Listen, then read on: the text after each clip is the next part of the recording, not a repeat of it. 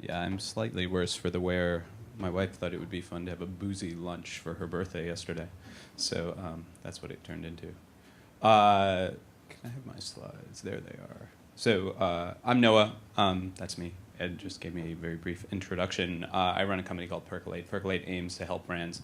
We really talk about help brands create content, not just curate content. We're really sort of expanding what we do there. Essentially, and I'll talk a little bit about this, we're trying to answer that sort of question of how do you help brands sustain communication over a long period of time and move past just campaigns, because I think that's the real challenge that a lot of brands are facing in these channels is your Facebook page and your Twitter page are all going to exist 3 years from now.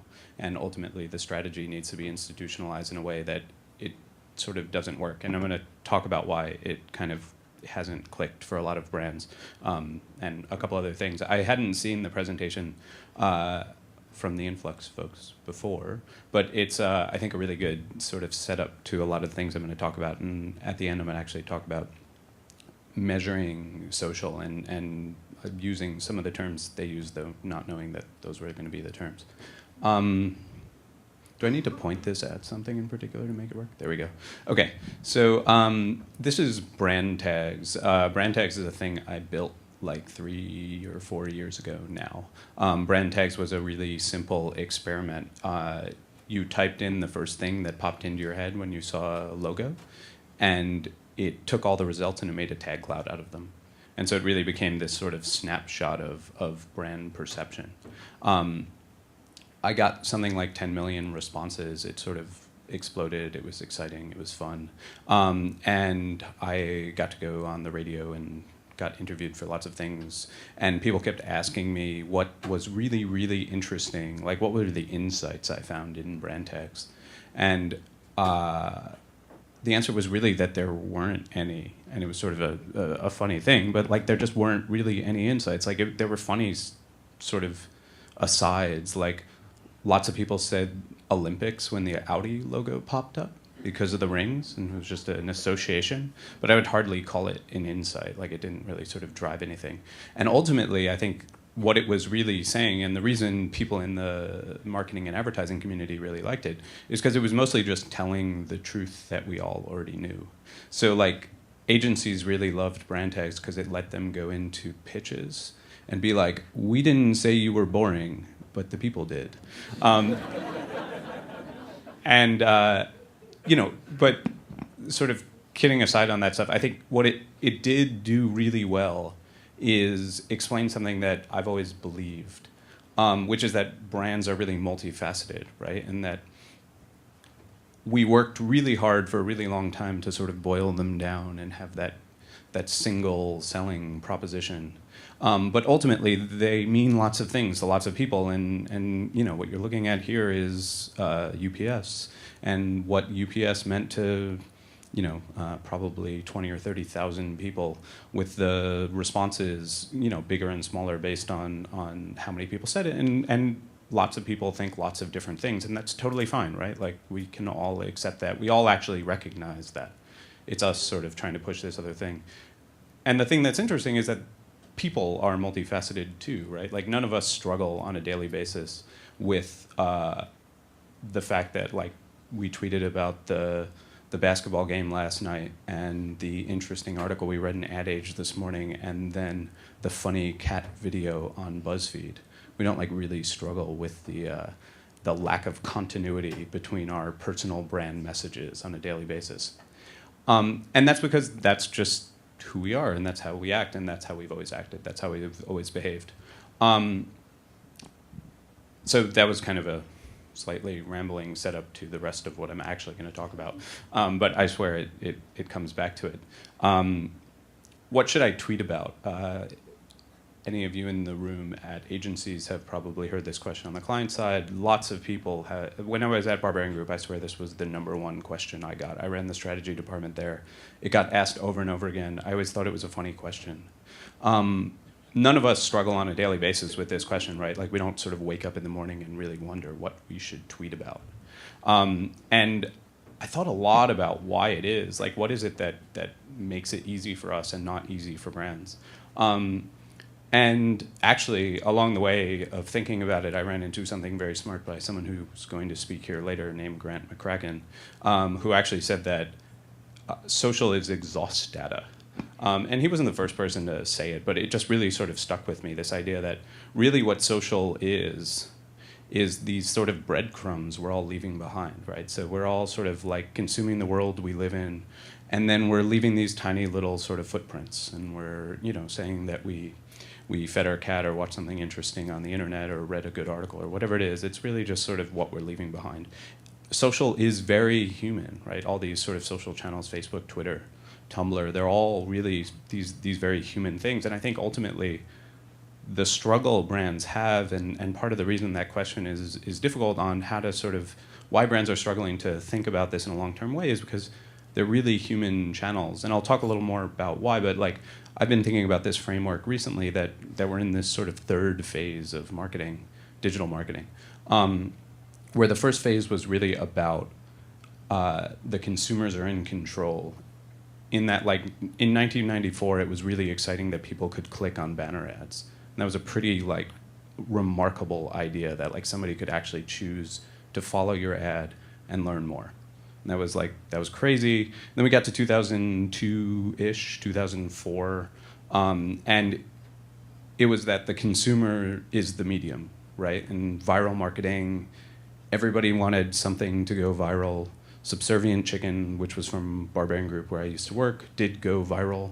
Something like 80 million people saw it in 3 weeks. I mean, it was totally maddening, right? But all of a sudden, everybody got really excited about this idea that, like, if you take all the people on the internet and you take the way that they're connected, that you have this amazing medium that actually has reach well beyond anything else that exists, except there's no guaranteed anything. And thank God we left that when sort of Facebook and Twitter exploded. We're in this third phase now where we're really, it's that brands are consumers, sort of. On these channels, Twitter, Tumblr, Facebook, the thing that the place brands get is no different than the place we get, right? And that's sort of the fundamental shift I think we've seen. Like, brands don't get special boxes on Facebook, right? What you can do is you can create a piece of content and you can choose to promote that content. Ultimately, what brands do get on these channels is an unfair advantage in acquiring audience. Like, none of us can afford to go out and buy 10 million fans, but a brand can, and a brand will be able to across all these different networks, and that seems to be the business model that's really moving forward. So that's my sort of thinking around where we are at. Back to the Twitter idea, back to the social exhaust idea. When Twitter first started, I'm sure you all remember this, I remember saying it, that, like, Twitter was just a bunch of people talking about what they had for breakfast. And, you know, that social exhaust idea is partly based on that it's like, oh, it's, you know, what I was playing with my cat and what I had for breakfast and all these things. Twitter fought this super, super hard, but it actually turned out to be exactly true, right? We're now 6 years later, and Twitter is only what we had for breakfast. It's just what we had for breakfast on the internet and what we had for lunch on the internet, right? So it's like what I ate on the New York Times when I woke up, what I had for lunch on YouTube, what I had for dinner on the Huffington Post, whatever it is, 60-something% of tweets have a link in them. We're sharing content, right? We're constantly taking what we consume and turning that into new content that we're creating. To do this, we as people consume constantly. Marshall McLuhan said well before the internet that all communication is made up of other communication, right? We take things we read, we take things we watch, we take things we listen to, and we turn it into new content. We've always done this, we do this in conversations, and we're really just mirroring this same behavior on the web. For people, it's easy, right? Like, that slide with the graph on it is actually an interest graph that we mapped out for one of our clients. But we as people, we've all done this, right? We've all followed 300 people on Twitter, or however many people. We read the sites we read. We have the people we pay attention to on Facebook. We've developed our own interest graphs, right? And they're really these multifaceted interest graphs. I have my pocket that I pay attention to sports. I have my pocket that I pay attention to marketing. I have my pocket that I pay attention to people like Grant McCracken who exist somewhere in the middle of a whole bunch of different areas. And that's cool. That's how I live. That's how I find all the interesting stuff. That's where most of the ideas come from, because they're all just stolen. Brands don't have this, right? And this is sort of like one of the fundamental things that really inspired me to start Percolate, is this idea that to be a good content creator, you need to be a good content consumer, and that brands don't consume content at all. They consume mentions of themselves, which is important. Like we just went through the importance of understanding what people are saying about you. But ultimately, understanding what people are saying about you is only going to be one piece of the puzzle. I mean, the other things that were mentioned there were understanding the sort of broader cultural context, right? And to get that beyond just sort of like what holiday it is, whether it's Valentine's Day or not, is to really understand what is the conversation going out in the broader space that a brand is interested in. So how do you turn a brand into a consumption vehicle? How do you turn your brand into a consumption vehicle? Specifically, like what should a brand be paying attention to? If your brand was a person, what would it follow? So what's a brand to do? Let's talk about content. We've sort of been talking about content, but we'll keep talking about content. This is how I think about content, how we think about content at Percolate. This is a quote from a friend of mine whose name is Robin Sloan. Robin used to run the media department at Twitter. And he talked about this idea of stock and flow. He wrote a really amazing piece about this like 3 years ago. But stock and flow was how he really saw the web. They're economics terms, but he felt like they applied really well. And flow is the feed, right? It's the post, it's the quick hits, it's the status updates, it's the tweets. It's those little pieces of content that really let people know we exist. It's the social exhaust data. On the other side, it's stock. Stock is what brands traditionally create. It's a more durable piece of content. It's beautiful. It's high production and value. It takes longer to produce. And ultimately, the idea is that these two things work together. It's not either or. Stock and flow are the sort of ways that content is living on the web. Traditionally, this is how stock gets produced, right? You know, it's not entirely fair to say brands don't consume the world. It's just that really what's been happening for the last 40 years is that agencies have been consuming the world on behalf of brands, right? So we take an agency, we plug a brand in. A brand is generally the look, the feel, the voice. On the other side, the agency says what's going on in culture. What is the sort of cultural insight that's going to drive this campaign? We match a cultural insight up with what the brand represents, and we turn it into a new piece of communication, right? That's how stock content gets produced. That's what I'm sure most of us in this room, that's what I used to do when I was at Barbarian Group, for sure. That is still a really effective way of working, but it's just, it breaks down a little bit when we're talking about the flow, where the quick hits, where the amount of time needed to sort of consume the world moves from weeks to seconds. And so how do you, as a brand, set yourself up to be able to understand what's going on out there, I really think, on your own. So, you know, ultimately what starts to make sense, I think, is this idea of combining the two. So stock and flow become the sort of, they work best together. Ultimately, stock brings in new audience, like the big campaign you have. It attracts new people. It's something interesting. And flow is what keeps them engaged on a daily basis. That's what that slide says. I forgot that was there. And where I think it also starts to sort of build and become a whole lot more valuable is the idea that flow plus engagement insights, so really sort of understanding around how people are interacting with the content you're producing. So you tweet, do people click on it? Do people retweet it? Do people like it? Whatever it is, are people actually engaging? Starts to allow us to really understand where the opportunities are for stock content. Facebook has been going out a lot and talking about this idea of lightweight content.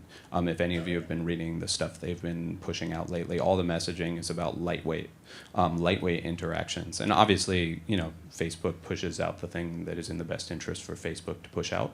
But lightweight interactions on their platform is really about sharing status updates, sharing links, sharing photos, whatever it is, just something really light, something conversational and human. Where I think it gets really interesting for brands, and where I think they're yet to really catch up, is where the heavyweight stuff comes in. Because I still think that there's a place for brands to be creating this sort of beautiful, rich content that has higher production value that we as people, individuals, can't really afford to create, but can bring in new audience. And where the lightweight interactions can become valuable is helping us understand where the opportunities are. So really sort of saying, okay, well, we've been creating a lot of lightweight interactions around this topic area. People really seem to be reacting to it. They want to engage with it. They want more of it. How do we take that understanding and go create something bigger and more beautiful and more engaging that they're more likely to share than that lightweight piece? Okay, so there's one final piece of this whole thing, which is to talk about balance a little bit. This is a question I think we all get when we talk about content, which is how do you actually start to think about the value of this stuff? This is the part where I am sort of using a lot of the terms that the study came out with without knowing that the study was happening. But so balance, how do you value content? I broke it into these two buckets. Ed and the team had a third, but I really think about promotional content, non-promotional content as and promotional, like we were talking about before, is really about driving conversions, and the non-promotional is about driving engagement. And ultimately, as a brand, the question is, how do you start to value the whole mix? How do you start to say, I've invested this amount of money into my content marketing, how much money am I actually getting out? And the method we've been sort of thinking about lately and trying to work with some brands on is to this idea of actually saying that your goal of all content is to raise the value of your own channel. So again, going back to this idea that, the big thing that's changed here is that we're looking at long-term own channels for brands, right? Like your Facebook page is still going to be your Facebook page in 3 years. Your Twitter account is still going to be your Twitter account in 3 years. The goal of what you're doing is to try to raise the value of the ad space. And the ad space isn't something you're going to sell to somebody else. The ad space is something you're going to use for yourself, right? And so ultimately all content is a mix of content and ads, like a magazine is a mix of content pages and ad pages. So what you're trying to do with that content when you're creating the non-promotional content is to raise the value of the space to drive more engagement for when you have the promotional content. And that ultimately what you can start to do is you can start to look at the engagement levels around the promotional content and actually start to apply some dollar figures around it that are at least get us in line with some of the paid media spend that we're looking at. Not that that's necessarily the goal or the most useful thing, but we do still work in an industry that largely works off CPM, and so starting to have some understanding around that is useful. Does that part make sense at all? Did I do a terrible job explaining that? I can do it again. You can tell me it didn't make any sense, and I promise I'll do a better explanation. Do it again? Yeah, cool. I thought it didn't make sense. Okay. Your Twitter stream, we'll use Twitter as the example since that's the example up there. You own it, right?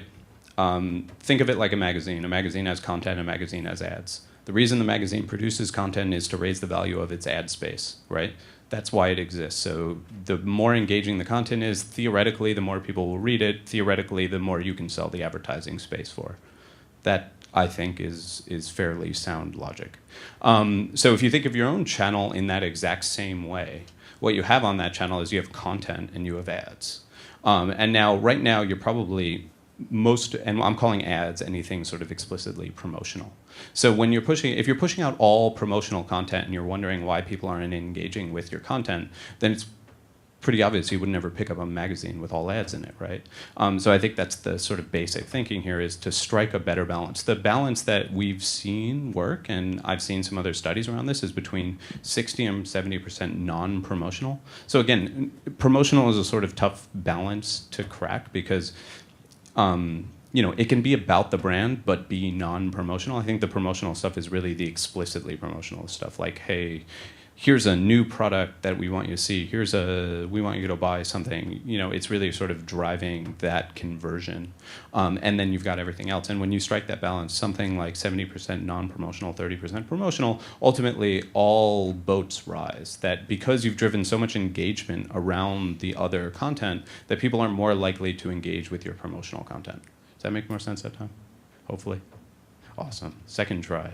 Okay, so I have 3 things, and then I can take some questions, and I can re-explain anything that I explained terribly. So the first one is the sort of 3 leave-behinds. Brands must consume to create. I think this is true of any of us.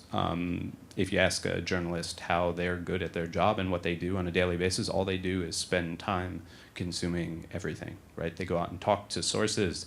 They go out and read the internet. The real secret of journalism is that it's just lots of reading what other people are talking about and turning that into news stories.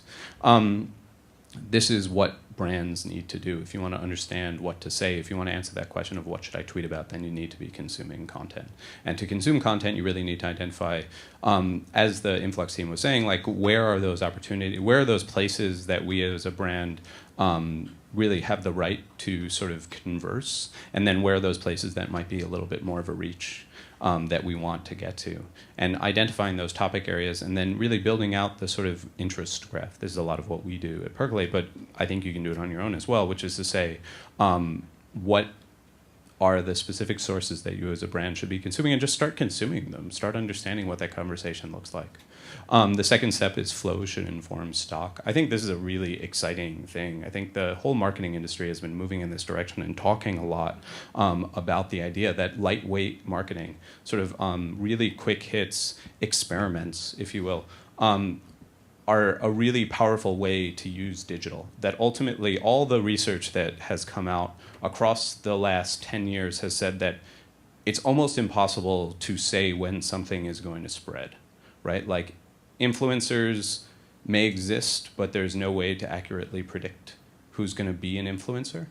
And that the only way to really sort of win is to put out a few different things, see what works, and build on it.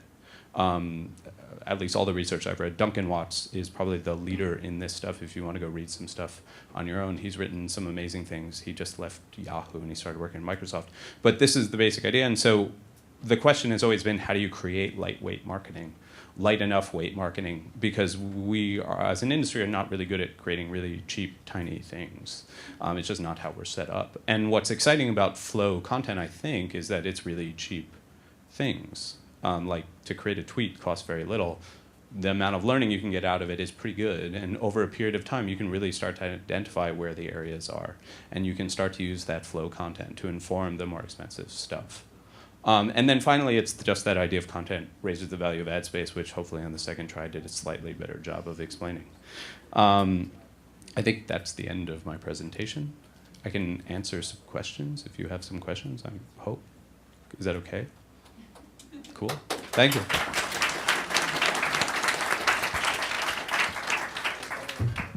I'll use my prerogative here and ask a question. Flow and stock, the relationship between the two, and the fact that there needs to be one. What implications does that have for the organization of agencies and brand marketers? I.e., the more disintermediated you are, the harder that becomes, right? That when you've got different people doing different things in different places, it's harder to manage. Yeah, I don't know if that's entirely true, though. Because the way I see social right now is that it's in a similar period to where websites were in 1999, which is that a lot of brands just have no capabilities in-house to handle social at all, and so they've outsourced the whole thing.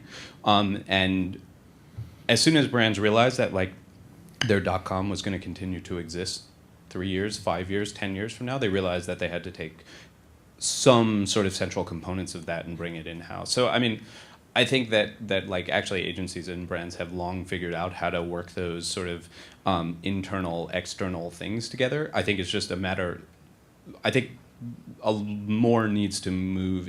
There needs to be more institutional knowledge about social in organizations on the brand side than there. Right now, it almost all resides on the agency side, and I think it needs to move over a little bit more, and sort of there needs to be people there whose sole job it is to think about that. Anyone else with questions? No? Patrick Kiss. Any brands doing it well that you see in your business? Yeah. You talked about 67% non-promotional. Yeah, I mean, I think like so there are some sort of really clear examples to me. American Express Open Forum, what Open does, the whole Open team is pretty amazing stuff. They've recognized the value of creating content. They recognize this sort of key insight, which is that as a company, they're focused on delivering value for small businesses, and so they're creating content around small businesses. And if you look at the amount of stuff that gets shared out from them, you see like a tweet every 3 minutes with a link back to Open Forum. It's sort of amazing, and you know, ultimately what they're trying to do is drive value back to current card holders, but also explain the value to new card holders. So you know, I mean, I think those guys. Red Bull is another really good example. In some ways, Red Bull is like such a crazy example that it's maybe not even a good example anymore. Like they create more content than ESPN around action sports. So it's a kind of impossible place for most brands to get to. You know, I think there are also sort of smaller pockets, like Puma's doing really interesting stuff, just kind of experimental. They started a sailing blog, so they're a big sponsor of the America's Cup, and there was another sailing race that just happened. And they've just like sort of thrown some cameras on some of the boats they sponsor, and they're creating really interesting content around these platforms and really sort of building an audience there in, you know, a place that's a little bit unexpected. I'm sure I would have more if I had a, yeah. Yeah. Could you say something more about brands consume? What is it that they consume? What happens after they consume? Would they consume good? Would they consume bad? How do they Yeah, good sure. from the bad? So, I mean, I think the sort of broad point on consumption is that it's a way to drive ideas. Like we think of Percolate as a series of prompts. Like kind of tiny little briefs. They're like, hey, it's worth sharing this piece of content, or based on what the conversation looks like in the broader space, here's a piece of content you've created that might be worth sharing. I think just on your own, thinking about it, like what the question you're constantly answering in any of these channels is, what should I talk about? And so all of this stuff becomes just inspiration for what you should talk about. You know, that's you're consuming all this stuff to find the answer to that question. So, you know, I mean, around specifically what the brand should be consuming, we think about, like, the way we sort of start that process is to just say, you know, again, what are those sort of areas, topic areas that the brand wants to have a voice in? Which are the ones that are already most credible for the brand to have a voice in? Who is really representative of those areas already? So, like, not people at the brand. Is there anyone out there who, if you could just, like, peel their label off and stick your brand label on, that they would be the one? Like you would very happily have them just be the voice of the brand if you could. You know, I think thinking about all those questions and really starting to look at what's being shared in those spaces and using that as inspiration for the content that you're going to create in social is the sort of goal and the value. To kind of answer it a little bit, hopefully.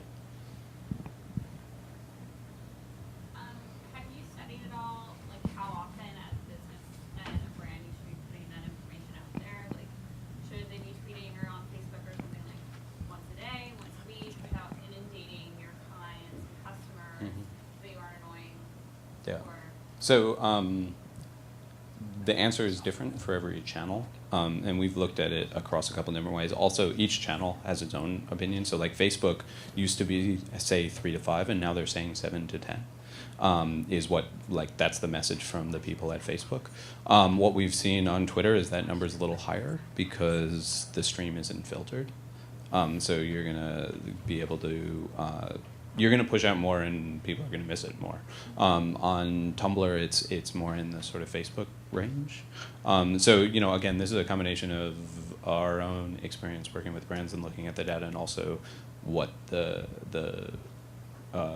platforms themselves are messaging to brands.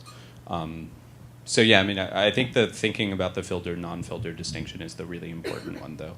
Like, are you pushing this into a filtered feed or are you not? And that's going to really, you're in places where you're not, you're just going to need to push more out to be more relevant. Anyone else? Okay, I think that was great. Noah, thank you.